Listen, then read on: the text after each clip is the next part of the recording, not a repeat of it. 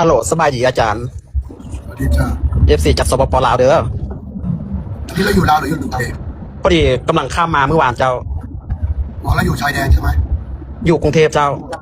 อ๋อเราอยู่กรุงเทพโดยเพราะว่าอยู่ที่ลาวมาไลฟ์สดไม่ได้ใช่ไหมแม่นแล้วโอเคมาที่นี่น้องอยากถามว่าน้องอ่ะคือเหตุเวียกแบบเหตุงานมาแบบ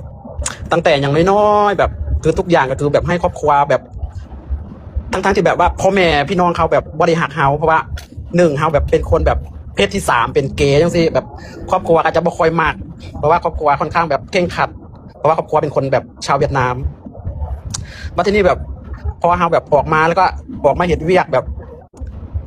ข้าเจ้าก็จะแบบแบบต้องเอาเงินมาให้ครอบครัวต้องเอาเงินไปให้พ่อแม่แบบถวายข้าเจ้าแบบ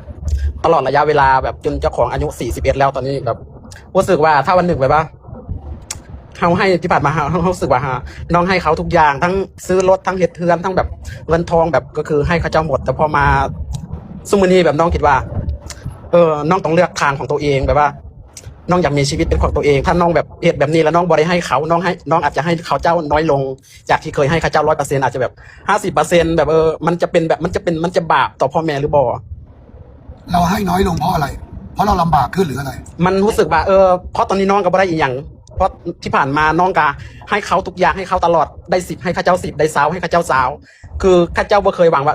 ลูกเก็บไว้แน่หรือว่าลูกเอาไว้ใส่ในอนาคตเพราะลูกกับเป็นเพศที่3ที่แบบบ่ได้มีครอบครัวคือคนอื่นลูกต้องแบบเก็บเงินเพื่ออนาคตตัวเองเผื่อบ่มีคนดูแลในอนาคตข้าเจ้าบ่เคยคิดแบบนี้แต่ความรู้สึกของน้องว่าน้องแบบบ่ได้มีครอบครัวน้องเป็นเกย์เป็นเพศที่3ที่แบบอยู่โตคนเดียวแต่พ่อแม่ครอบครัวพี่น้องก็บ่ได้ข้าเจ้าบ่ได้ใส่ใจมองนี่อาจารย์ไม่ใช่อันนี้เดี๋ยวนะอาจารย์งงหมายถึงว่าอาจารย์อยากรู้เจตจำนงว่าที่เราให้น้อยลงเพราะว่าเรารู้สึกว่าเราต้องเก็บเพื่ออนาคตถูกต้องไหมโดยแม่นแล้วการที่เราพิจารณาดูแลว่าเขายังสามารถดูแลตัวเองได้เน้นนะเขายังสามารถดูแลตัวเองได้และเขายังมีทรัพย์ในการดูแลตัวเองได้เราจึงแบ่งปันทรัพย์ของเราเพื่อจุนเจือเขาในส่วนหนึ่งสมมติว่าเราเคยให้เยอะแต่เราขอแบ่งปันเพื่อเก็บไว้ใช้ในอนาคตเผื่อฉุกเฉินแล้วแบ่งให้เขาส่วนหนึ่งสามารถทำได้ไม่ได้ผิดเลยถ้าเจตจำนงแบบนี้ถูกต้องแม้ในวันหนึ่งพ่อแม่เราเกิดเดือดร้อนแล้วเรามีเงินเก็บแล้วเขาจำเป็นต้องพึ่งพาอาศัยเราแต่เรามีเงินเก็บนี้ไว้ก้อนหนึ่งเรายังสามารถเอาเงินจำนวนนี้ไปแบ่งปันเขาช่วยเหลือเขาในยามฉุกเฉินได้ในบางครั้งบางคราวอันนี้ก็เป็นเรื่องดีเพราะเราไม่มีเงินเก็บเลยไม่ได้นะต้องมีทำได้ไม่ผิดเลยแต่มันคนละแบบแต่ว่าข้าเจ้าแบบว่าอยากได้ทุกเดือนแบบต้องให้เขาต้องให้ข้าเจ้าตลอดแต่แบบเฮาได้เท่าใดเฮาก็ต้องให้ข้าเจ้าเท่านั้นเดี๋ยวนะอาจารย์ไม่ค่อยเข้าใจว่าคำว่าข้าเจ้านี่หมายถึงใครอ่ะหมายถึงครอบครัวพ่อแม่พี่น้องอาจารย์ว่าข้าเจ้าหมายถึงตัวเองบอกเจ้าอ๋อคือเราไม่ต้องสนใจครอบครัวถ้าเราหาได้100ต้องให้100ไม่ต้องไม่จำเป็นเลยไม่อันนี้ไม่วิธีการไม่ถูกต้องตามหลักคำสอนพระเจ้าสอนชัดเจนเมื่อเราหาทรัพย์มาได้จงเอาทรัพย์นั้นดูแลตัวเองให้มีความสุขอิ่มหนำคำว่ามีความสุขอิ่มหนำรวมทั้งอะไรเก็บเงินเก็บทองเพื่อตัวเองในอนาคตสะสมพกทรัพย์ของตัวเองในอนาคตเก็บเงินสำรองแบ่งปันดูแลซื้อผ้าซื้อข้าวซื้อน้ำซื้อเสื้อผ้าหน้าผมดูแลตัวเองในปัจจุบันดีแล้วจึงแบ่งปันถึงแม่ถึงพ่อถึงครอบครัวญาติสารยิตของตนตัวแบ่งปันพกทรัพย์ต้องเป็นบุญเนี่ยเป็นตัวสุดท้ายเลยเพราะฉะนั้นพ่อแม่จะอยากได้ทั้งหมดไม่มีสิทธิ์เราต่างหากเป็นคนหาเงินเราจึงมีสิทธิ์ในทรัพย์นั้นเราแบ่งปันให้เท่าที่เราแบ่งปันได้สมเหตุสมผลตามสมควรไม่ต้องซีเรียสเลยเขาจะอยากได้เป็นเรื่องของเขาแต่เราจะแบ่งปันให้เท่าไหร่เป็นสิทธิ์ของเราไม่ผิดโดยแต่ว่าน้องก็คิดจังซี่ล่ะแต่น้องก็คุยมาหลายเทื่อแล้วแต่ว่าข้าเจ้าก็แบบว่าได้มีเท่าไหร่ก็ต้องให้แบบเราไม่ต้องไปสนใจคนอื่นเราสนใจตัวเราเองเขาจะไม่สนใจเขาจะไม่ฟังเราต้องกลับมาพิจารณาตัวเองว่าถ้าเราให้จนหมดแล้ววันหนึ่งมันไม่มีเงินเลยหรือมันเกิดฉุกเฉินขึ้นมาเราเกิดเจ็บป่วยได้ไข้ขึ้นมาคำถามถ้าเราทำงานไม่ได้ในวันหนึ่งเราจะเอาเงินที่ไหนในการดูแลตัวเองหรือเราจะเอาเงินที่ไหนในการดูแลครอบครัวต่อไปเราต้องเมเนจเงินให้เป็นนะสิ่งสำคัญต้องรู้จักแบ่งปันอาจารย์หาเงินได้เท่าไหร่อาจารย์ไม่เคยให้พ่อแม่จนหมดแต่อาจารย์ดูแลเขาอย่างดีอาจารย์ตัดให้เขาทุกเดือนและค่าใช้จ่ายทุกอย่างในบ้านอาจารย์ออกให้หมดแต่อาจารย์จะให้แค่นี้ไม่ให้มากกว่านี้แต่อยากได้อะไรให้บอกถ้าอาจารย์ซื้อให้ได้อาจารย์จะซื้อให้แต่ที่เหลืออาจารย์ต้องเก็บไว้เพราะอะไรเผื่อเหลือเผื่อขาดเผื่อฉุกเฉินสำรองในอนาคตเพื่อที่จะไปลงทุนเราต้องเป็นคนเมเนจสิ่งเหล่านี้ไม่งั้นสุดท้ายแล้วมันจะล่มจมกันหมดทั้งครอบครัวโดยเราต้องพิจารณาเป็นผู้ใหญ่ต้องพิจารณาอย่างมีเหตุมีผลไม่ใช่ฟังเสียงคนอื่นต้องฟังเสียงตัวเองบนพื้นฐานหลักการและเหตุผล ไม่ใช่เอาความเห็นของคนอื่นเป็นใหญ่ไม่ใช่เอาความอยากของคนอื่นเป็นที่ตั้งว่าเขาอยากได้เท่าไหร่เราต้องสรรหามาให้เขาไม่ถูกต้องโดยก็แบบว่าก็กระจังซี่ล่ะแบบน้องแต่ว่าน้องควรตัดสินใจยังไงเพราะว่าบางทีถ้าแบบเขาบ่ให้เงินเขาเจ้าก็จะไปเอาของก่อนสมมติว่าคือรถจะแบบมืออยู่เพื่อนกับสิเอาเขาเจ้าไปเอารถจักรก่อนไปเอารถจักรอยู่ห้านที่เขาเจ้าขายรถเราต้องฝึกดัดสันดานเขาเลยโดยดัดเลยไม่ต้องด้วยวิธีการอะไรถ้าจะซื้อรับผิดชอบเองไม่จ่ายให้ก็ในเมื่ออยากได้มากแต่ไม่สนใจคนหาเงินเลยเหรอคำถามทำไมเห็นแก่ตัวขนาดนั้นอยากจะได้เลยต้องได้เหรอโดยแล้วคนหาเงินน่ะสายตัวแทบขาดเลือดตาแทบกระเด็นแต่ไม่เคยเหลือใช้ส่วนตัวที่บ้านเอาไปใช้หมดมันไม่ได้เลือกอย่างนี้เป็นนิสัยมันใช้ไม่ได้อะเราตัดจบเลยให้เท่าที่ให้ได้ไม่ต้องรับฟังอะไรทั้งนั้นอยากทำอะไรอยากซื้ออะไรแล้วไปเอามาก่อนก็เอาเงินไปจ่ายทีหลังเดี๋ยวเอาเรือนลูกจ่ายให้ไม่ต้องไม่จ่ายเนี่ยข้าเจ้าก็จะข้าเจ้าก็จะเห็นจังซี่ตลอดแบบว่า ถ้าบ่ให้เงินข้าเจ้าก็จะไปเอาของที่แบบมีราคาบัดนี้แบบบัตรสุดท้ายแล้วก็ต้องโทรมาแบบแม่ไปซื้อรถจักรเด้อแล้วแบบต้องผ่อนเขาแบบต้องจ่ายเขาเด้ออย่างเงี้ยสิแบบสรุปคือน้องก็ต้องจำเป็นแต่น้องบางทีน้องก็น้อยใจแบบบางทีน้องบ่สบายน้องเข้าโรงหมออย่างสิแบบบางทีน้องก็น้อยใจแบบแบบอยากให้เขาถามเนี่ยว่าเป็นจังไดเมื่อยบ่สบายดีบ่คือแบบบ่มีคำนี้แบบโทรมาจำไว้เลยอย่าไปน้อยใจเสียกำลังใจในการทำมาหากินวิธีการคือเราต้องตัดจบเรื่องนี้ลงให้ได้ถ้าบอกตกลงเลยว่าต่อไปนี้จะไปเอาอะไรมาแล้วต้องเป็นเงินผ่อนแล้วต้องให้เรามาผ่อนให้โดยไม่ถามความเห็นเราแล้วเราบอกแล้วว่ามันไม่จำเป็นหรือเราไม่สามารถหาเงินมาจ่ายได้ให้รับผิดชอบเองอยากได้จ่ายเองไม่จ่ายให้เราจำไว้นะเราต้องเก็บเงินเก็บทองถ้าไม่เก็บเงินเก็บทองความชิบหายจะเกิดขึ้นกับชีวิตเราไม่มีเงินอยู่ไม่ได้นะเราไม่รู้นะวันหนึ่งข้างหน้าเราจะใช้ชีวิตต่อไปยังไงเราอยู่ตัวคนเดียวไม่มีใครเหลียวแลไม่มีใครดูแลไม่มีใครช่วยเหลือจุนเจือเราต้องช่วยเหลือจุนเจือตัวเองนะพึ่งตนเองและพึ่งธรรมะของพระเจ้าในหลักเกณฑ์ที่ถูกต้องอย่าให้ครอบครัวมาเอาเปรียบเราไม่ได้แล้วเราอย่าไปยอมในเรื่องแบบนี้ต้องแข็งไม่แข็งสุดท้ายลำบากนี่แหละน้องถึงอยากถามอาจารย์ว่าถ้าแบบวันหนึ่งน้องเห็นแก่โตเนี่ยแบบมันสิบาปก่อนหรือว่าจังไดเราทำหน้าที่ที่สมควรแก่หน้าที่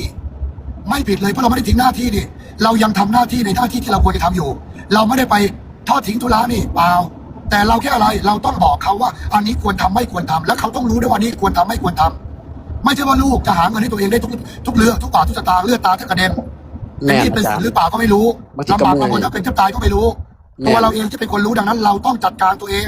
งจัดการคนอื่นไม่ได้จัดการตัวเองเลยด้วยการอะไรอย่าให้เงินออกจากกระเป๋าเราโดยเก็บจ่ายเท่าที่จ่ายได้ดูแลข้าวดูแลน้ำที่เหลือให้เขาไปหาเองเพราะว่าตอนนี้น้องก็เห็นจังซี่แหละน้องมีน้องบัตรน้องมีน้อยน้องก็ให้น้อยน้องมีหลายน้องก็อาจจะบ่ได้ให้หลายอาจจะให้พอดีบัตรน้องก็ต้องเก็บแบบข้าเจ้ากับบ่พอใจข้าเจ้าก็โทรมาด่าแบบแบบสมมุตินี่แบบข้าเจ้าก็จะมากเก็บมีเนาะมีเท่าไหร่ให้เท่าเดิมแค่นั้นแต่ที่เหลือเราเก็บเพราะเราจำเป็นต้องมีเงินสำรองถ้าเราไม่มีเงินเก็บเลยตายชิบหายแน่นี่แหละพอน้องให้น้อยข้าเจ้าก็จะบอกว่าพอน้องก็เป็นแบบเพศที่3เป็นเกย์แบบทีเนี้ยข้าเจ้าก็จะบอกว่าแบบ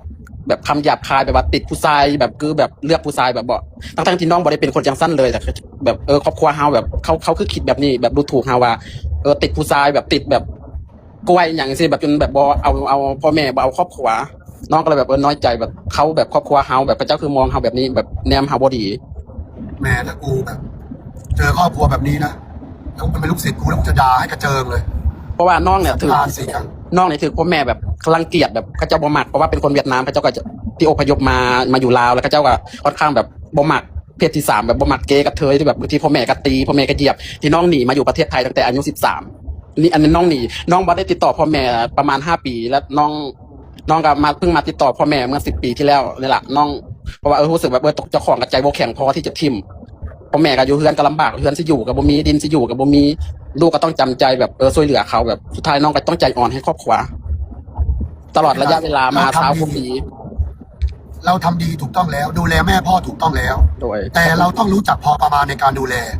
โดยไม่เบียดเบียนเดือดร้อนตนเองหลักการคำสอนพระเจ้าคือไม่เบียดเบียนเดือดร้อนตนเองสำคัญที่สุดคือจุดนี้จะดูแลพ่อแม่ขนาดไหนก็ตามสุดท้ายแล้วต้องไม่เบียดเบียนเดือดร้อนตนเองจำไว้สิ่งที่เราทำถูกต้องแล้วแต่ไม่ต้องไปน้อยใจไม่ต้องรู้สึกน้อยเนื้อต่ำใจกับการดูถูกเหยียดหยามเพราะเราไม่ให้เงินเขาไม่ต้องไปสนใจเราอยู่กับปัจจุบันขณะอยู่กับตัวเองทำหน้าที่ของเราไปการทำหน้าที่ของเราจะได้รับการตอบแทนกลับคืนมาในการทำหน้าที่นั้นส่วนเขาจะดูถูกเหยียดหยามเป็นวิบากกรรมที่เขาต้องได้รับตัวเราไม่ได้กระทำในสิ่งนั้นไม่เป็นอย่างที่เขาดูถูกเหยียดหยามไม่ต้องกังวลในเรื่องนี้ปล่อยผ่านใช้ชีวิตได้มีความสุขโดยอาจารย์นั่นแหละบางทีก็แบบมันรู้สึกแบบน้อยใจบางทีมาอยู่ห้องแบบเมื่อยกันนั่งบางทีแบบมันเวลาเฟซบางทีผมแบบน้องไปซื้อเสื้อไปกินข้าวอย่างนี้แบบดีๆแน่แบบดนเทื่อพี่น้องก็จะแชทมาแบบว่าแบบ เจ้าของกินอยู่สบายแบบให้ครอบครัวอดอยากทั้งที่น้องก็ให้เงินทุกเดือนเพราะว่าน้องจะบอกได้ให้พั่มเพื่อน้องจะให้แบบเป็นเดือนเดือนละหมื่นน้องก็จะบอกว่าเดือนละหมื่นนี่น่ะต้องใส่ให้ครบ1 เดือนเพราะน้องก็จะบอกให้หลายเมื่อก่อนน้องก็จะให้หลายเพราะว่าเฮือนน้องก็จะเฮ็ดให้รถจักรน้องรถอย่างน้องก็จะซื้อให้ที่ดินน้องคือน้องเฮ็ดให้ทุกอย่างโดยที่แบบว่าอยากให้ขอเงินเฮาแบบพั่มเพื่อน้องก็เลยจะเฮ็ดอาชีพแบบเลี้ยงปลาเลี้ยงเป็ดเลี้ยงไก่อยู่เฮือนให้ข้าเจ้าเฮ็ดเฮือนซื้อโน่นซื้อนี่แต่ข้าเจ้าก็ยังบ่มีปัญญาเฮ็ดงัวซุมื้อนี้งัวก็ให้เลี้ยงกันยกให้เลยแบบงัวนี่เพราะว่าเมื่อก่อนน้องจะปล่อยเงินกู้บัดทีนี้พอข้าเจ้าบ่มีเงินมาให้ข้าเจ้าก็จะเอางัวมาคืนน้องก็ยกงัวให้แบบเอาไปเลี้ยงเลยน้องจะบ่เอาอีหยังสมบัติอีหยังมูลมั่นของพ่อแม่น้องก็จะบ่ขออีหยังน้องขออยู่แบบนี้น้องจะหาเองน้องจะหาใหม่น้องจะสร้างเองแต่ว่าเรื่องเงินเรื่องทองน้องก็อาจจะบ่ได้ให้หลายขึ้นน้องอาจจะให้น้อยลงเพราะว่าน้องก็ต้องสร้างครอบครัวของน้องเพราะน้องก็บ่ได้มีครอบครัวน้องโตคนเดียว ไม่เป็นไรให้ตามอัตภาพ เดือนนี้ให้10,000เดือนนี้ให้7,000ตามอัตภาพที่ให้ไปเดือนต่อไปได้หมดไม่ผิด เพราะถือว่าเรายังดูแล ตามอัตภาพที่ให้ได้แค่นี้ก็เยอะแล้ว10,000โดย10,000นี่มันก็หลายได้อาจารย์10,000เนี่ยมันก็ตกอยู่ประมาณ6 ล้านกว่าพอ6 ล้านกว่าน้องอยู่กรุงเทพน้องอยู่กรุงเทพเนี่ยน้องใช้เงินเดือนหนึ่งยังบ่ฮอด1,100น้องอาจบางทีน้องกิน500 600น้องกินแน่น้องกับบ่ได้กินแน่น้องประหยัดเพื่ออนาคตเพื่อชีวิตเจ้าของแต่บางคนครอบครัวก็จะแบบบ่พอใจแบบเป็นอย่างต้องเก็บเงินเป็นอย่างคือบ่ส่งมาให้เพราะว่าน้องเคยส่งทุกเดือนที่แบบน้องมี30,000น้องก็จะส่งให้50,000 60,000 30,000จังซี่แต่สุดท้ายแล้วตอนที่น้องกลับน้องก็บ่มีอีหยังเป็นของตัวเองสรุปคือเพื่อนซานบ้านซ่องแบบที่ดวงที่ดินมันก็จะเป็นซื้อน้องหมดเลยเพราะว่าเขายกให้น้องเขาบ่ได้ยกให้เฮาทั้งที่แบบเฮาเป็นคนหามันบ่ยุติธรรมสำหรับน้องเพราะว่าน้องบอกว่าน้องเป็นคนหามันต้องแบ่งกับน้องแต่สรุปเขาเจ้าก็บ่ได้แบ่งน้องเขาเจ้าเอาให้คนอื่นทั้งที่คนอื่นบ่ได้เฮ็ดบ่ได้หาคือน้องก็เลยบอกน้องรู้สึกว่ามันบ่ยุติธรรมสำหรับน้องก็เลยต้องแบบมันบ่ได้แล้วน้องต้องเปลี่ยนแปลงชีวิตเจ้าของเพราะว่าอนาคตถ้าน้องเข้ามาแบบน้องอายุหลายแล้วน้องก็เพราะลูกหลานเขาเจ้าก็จะบ่คือสิเลี้ยงเฮาน้องก็เลยบ่ได้หวังมองนี้น้องก็เลยต้องเห็นแก่ตัวน้องก็จะให้เขาเจ้าน้อยลงนี่แหละที่น้องมาปรึกษาอาจารย์ว่าถ้าน้องแบบเห็นแก่ตัวแน่น้องอาจจะให้เขาเจ้าน้อยลงแบบให้แน่บางเดือนก็อาจจะบ่ได้ให้จังซี่มันเห็นแก่ตัวบ่มันจะบาปต่อพ่อแม่ที่เขาให้กำเนิดเฮาหรือบ่ไม่เราต้องเข้าใจการทำหน้าที่ อย่างที่อาจารย์บอกว่าเราควรจะให้เขาทุกเดือนตั้งเป็นเกณฑ์เลยสมมติเดือนละ5,000จะลดลงก็ไม่ติดเอาไปเลยเดือนละ5,000ที่เหลือเราต้องเก็บให้ไปเลยเป็นแพทเทิร์นแบบนี้บอกเลยว่าให้แค่นี้จบแค่นี้หรือถ้าเรามีกำลังจะให้10,000ก็แล้วแต่ตัดจบไปเลยว่าให้แค่นี้ มากกว่านี้ไม่ให้ได้เพราะเราต้องเก็บของตัวเอง ถือว่าทำหน้าที่เขาไปเราทำหน้าที่เราก็ได้ของเราไปโดยอาจารย์เท่านั้นนะเนาะเอาไว้เดี๋ยวว่าจะไปลาวมึงพาพ่อแม่มึงมาหน่อยนะโดยกูจะไปบรรยายมึงได้ด่าชัดๆหน่อยจะได้ด่าชัดๆหน่อยด่าให้เนี่ยที่น้องกับแม่แต่แม่พ่อกับแม่จะบ่ปันใดแต่พี่น้องเขาจะแบบพ่อแม่จะเข้าข้างพี่น้องก็จะแบบมึงต้องแบบนั้นแบบนี้นะมึงต้องแบบอย่าไปฟังมันหลายต้องสั่งมันเดี๋ยวมันจะเอาเงินไปให้ผู้ชายแบบทั้งที่เขาแบบไม่ได้เป็นคนจังสั้นนะพี่น้องเขาจะแบบเขาเจ้าบ่มักคนเป็นเกย์เป็นกระเทยอย่างสิแบบนี่แหละเหตุผลที่น้องบ่เคยน้องไปลาวน้องกลับไปจริงแต่น้องบ่เคยกลับไปเหยียบเพื่อนเลยเพราะน้องบ่มักน้องไปแล้วน้องปวดกว่าต้องมานั่งมีปัญหากันแบบมันน้องเบื่อน้องเห็ดเวียกสมัยนี้น้องก็เมื่อยน้องต้องมาหาผู้อย่างกับบ่ฮู้น้องก็เลยบ่อยากกลับไปอยู่เพื่อนโดยอาจารย์บ่มีอย่างแล้วขอบใจหลายๆเด้อขอให้อาจารย์สุขภาพแข็งแรงเด้อหักอาจารย์เด้อสบายดีโดย